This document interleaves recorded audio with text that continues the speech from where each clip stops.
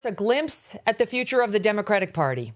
If you've been watching any left-wing media of late, you have probably noticed that they were excited about both of the major candidates who ran in the primary to be the Democrats' nominee for Senate in Texas. James Talarico, a Texas state rep who is a Christian minister in training, faced off against Congresswoman Jasmine Crockett, who, as viewers of this show know, is well known for making some of the wildest claims of anyone in the Democratic Party, and also appears to be a ridiculous diva who has her staff carry her bag around for her, carry her little pillow around for her, stuffing it behind her back so she's seated just so while she's on the Hill, acting like she's there as, Queen Elizabeth, as opposed to a duly elected House representative. Also, somebody who goes from sounding like a normal American from Texas when she gives her interviews when she first gets elected to someone who sounds like she's from the street when she's in front of a certain camera set with the eyelashes and the fake nails. Okay, so there's absolutely nothing genuine about this person. And it turns out Texans knew it. For the folks on MS Now, you're thinking about these two, Talerico and Jasmine Crockett. Well, they could not decide who they loved more. Watch.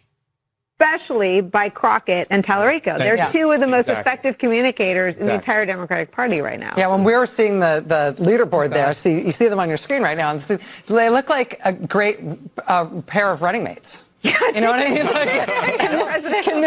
Can one of you just be vice senator? Can we do that? Who would actually watch that for entertainment? I mean, truly, like, who is sitting down at night after a hard day at the office saying, I want to spend time with Nicole Wallace and Rachel Maddow? Like, I would have to have a lobotomy in order for that to be my choice.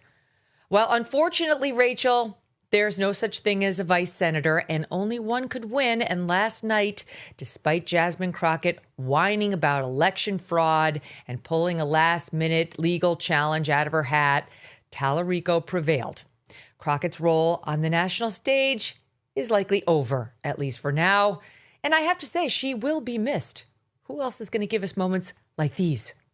We are going to be in your face. We are going to be on your asses. We're going to make sure you understand what democracy looks like. Donald Trump is a piece of shit. Okay, we know that. When I first became a public defender, I had no criminal defense experience. And I walked in and I told my boss, Charlie, I said, listen, you should hire me. He said, why? I said, because I'm black. So I had to go around the country and educate people about what immigrants do for this country. The fact is, ain't none of y'all trying to go and farm right now. You're not. We done picking cotton. If someone on this committee then starts talking about somebody's bleach blonde, bad built butch body, that would not be engaging in personalities, correct? I know that there was a time and a place, and if they could, they would throw me back in chains. If you could tell Donald Trump anything tonight, what would you tell him? Stop being Putin's hoe. Now, I am tired of the white tears. If you could speak directly to Elon Musk, what would you say? Fuck off. But as somebody who understands history, when I see ICE, I see slave patrols. Violence doesn't come from Democrats, just to be clear. I mean, obviously anyone can be a criminal, but it is MAGA. They expect Democrats to kind of be the nice guys that we are. Well, I am here to tell you, not only are we going to punch back, but we're about to beat you down. I've got to be honest. She's about 5 minutes away from getting a show on the weekend at MSNBC. That's clearly where life is going now. Her House seat was basically all but eliminated, but she left it anyway, so it's no longer hers. And she didn't make it in the Democrat primary. It's not like she lost in the general. She couldn't even get through the Democrat primary in her home state of Texas, so that's done. So yeah, I'm thinking given the love that was espoused for her on the set by Rachel and Nicole, maybe one of them will be willing to give up their spot for a black woman in America. Isn't that what you're supposed to do? White privilege, ladies, move aside. Jasmine Crockett needs a job. Or maybe they'll just give her Tiffany Cross's old show, which I think ran on the weekend. Tiffany Cross then later got fired or let go for either misstating her finances on her accounting, or just being a general racist. Same with Joy Reid. The latter was the explanation in her case, quite obviously. And so they're looking for somebody. And why not Jasmine Crockett? Let's see what happens there. Now, Talerico is a white Christian male. Nothing wrong with that, but Democrats, there is something wrong with that if you're a Democrat.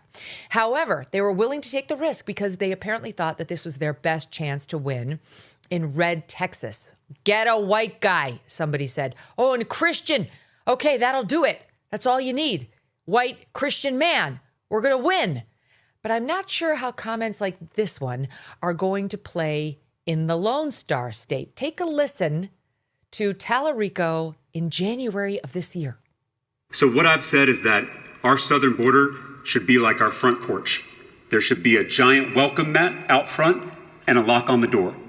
We can welcome immigrants who want to live the American dream. We can build a pathway to citizenship for those neighbors who have been here, making us richer and stronger, and we can keep out people who mean to do us harm. He's in trouble. And his interpretation of scripture, I mean, it might not connect with your average Texas voter. Check out this one from 2021.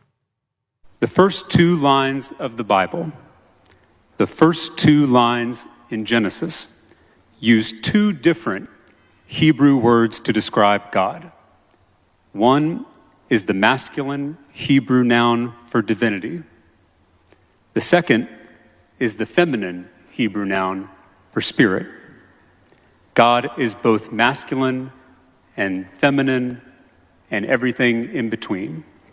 God is non-binary. Oh, my Lord.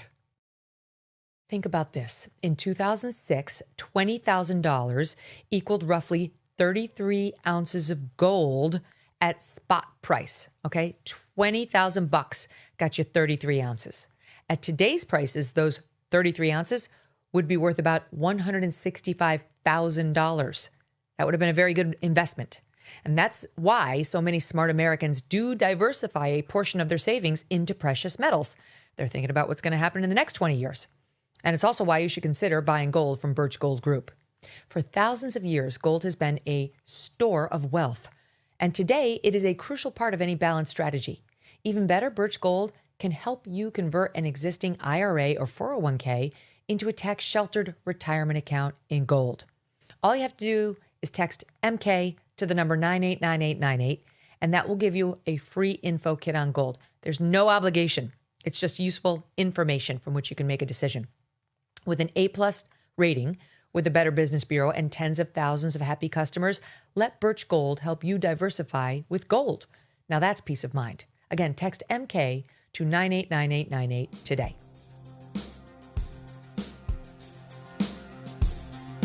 Thanks so much for watching. If you like what you just saw, hit the subscribe button for more clips and full episodes.